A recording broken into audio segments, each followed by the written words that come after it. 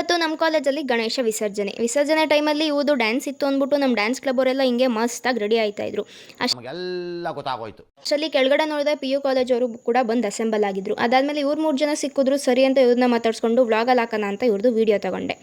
ಅದಾದಮೇಲೆ opening dance ಅಂತ ಅಂದ್ಬಿಟ್ಟು ಹುಡುಗಿರು ಭರತನಾಟ್ಯ ಮಾಡಿದ್ರು. ಭರತನಾಟ್ಯ ಮುಗೀತಿದ್ದಂಗೆ ನಮ್ಮ ಡ್ಯಾನ್ಸ್ ಕ್ಲಬ್ ಅವರು ನಾವೇನು ಕಮ್ಮಿನ ಅಂತ ಚಚ್ಚಿ ಬಿಸಾಕ್ಬಿಟ್ರು ಗುರು. ಏನು ಡ್ಯಾನ್ಸ್ ಅಂತ್ಯಾ, ನೆಕ್ಸ್ಟ್ ಲೆವೆಲ್ಲು.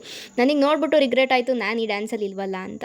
ಎಲ್ಲರೂ ಡ್ಯಾನ್ಸ್ಗಳನ್ನ ನೋಡ್ಕೊಂಡು ಎಂಜಾಯ್ ಮಾಡ್ತಾ ಇದೆ. ನನಗೆ ಮಾತ್ರ ಟೆನ್ಷನ್ ಆಗ್ತಾಯಿತ್ತು, ಯಾಕಂದರೆ ಕೆಳಗಡೆ ಇಟ್ಟಿರೋ ಪ್ರಸಾದ ಎಲ್ಲಿ ಖಾಲಿ ಆಗ್ಬಿಡುತ್ತೋ ಅಂತ. ಈ ಬಡತವಿಂದ ದೇಶ ಉದ್ಧಾರ ಆಯ್ತದ. ಯಾಕಂದರೆ ಇವತ್ತು ಪ್ರಸಾದಕ್ಕೆ ನನ್ನ ಫೇವ್ರೇಟ್ ಪುಳಿಯೋಗರೆ ಮಾಡಿಸಿದ್ರು. ಅಟ್ಲಾಸ್ಟ್ ಎಲ್ಲ ಮುಗಿಸ್ಕೊಂಡು ಪ್ರಸಾದ ತೊಗೊಂಡು ಆಚೆ ಬಂದ್ವಿ. ಪ್ರಸಾದ ತಿಂದಾದ್ಮೇಲೆ ನಂದೊಂದು ಪ್ಲೇಟ್ ನನಗೆ ಸಾಕಾಗಿಲ್ಲ ಅಂದ್ಬಿಟ್ಟು ಸೀನಿಯರ್ ಅಕ್ಕೊಂದು ಕೂಡ ಇಸ್ಕೊಂಡು ನಾನೇ ತಿಂದ್ಬಿಟ್ಟೆ. ದೇವ್ರು ನಿನ್ಗೆ ಒಳ್ಳೇದು ಮಾಡ್ತದ, ನಿನ್ನ ಜನ್ಮಕ್ಕೆ ಹೋಗೋ. ಎಲ್ಲ ಪ್ರಸಾದ ಖಾಲಿ ಮಾಡೋದ್ರಲ್ಲಿ ಬ್ಯುಸಿ ಆಗಿದ್ದೆ. ಇಲ್ಲಿ ಅಣ್ಣ ಪ್ರಸಾದ ತಿಂದಲೇ ಮನೆಗೆ ಪಾರ್ಸಲ್ ತೊಗೊಂಡೋಯ್ತಾ ಇತ್ತು. ಎಂಥ ಒಳ್ಳೆ ಮಕ್ಕಳಿಗೆ ಜನ್ಮ ಕೊಟ್ಟೆ. ಕೊನೆಗೆ ಪ್ರಸಾದ ತಿಂದಮೇಲೆ ಕೈ ತೊಳೆಯೋಕ್ಕೆ ನೀರಿಲ್ಲ ಅಂತ ಜಾಹ್ನವಿ ಕರ್ಚೀಫಲ್ಲಿ ಹೊಡಿಸಿ ಅವಳಿಗೆ ಗೊತ್ತಾಗದೆ ಬ್ಯಾಗಲ್ಲಿ ಇಟ್ಬಿಟ್ಟೆ. ಕೊನೆಗೆ ಕಾಲೇಜ್ ರೋಡಲ್ಲಿ ಕುಂಡಿಸಿದ ಈ ಗಣೇಶ ನೋಡಿಕೊಂಡು ಮನೆಗೆ ಬಂದೆ. ಅಷ್ಟೇ ವಿಷಯ. ಮತ್ತೆ ಸಿಗ್ತೀನಿ ಮುಂದಿನ ವೀಡಿಯೋದಲ್ಲಿ. ಟಾಟಾ, ಬೈ ಬಾಯ್.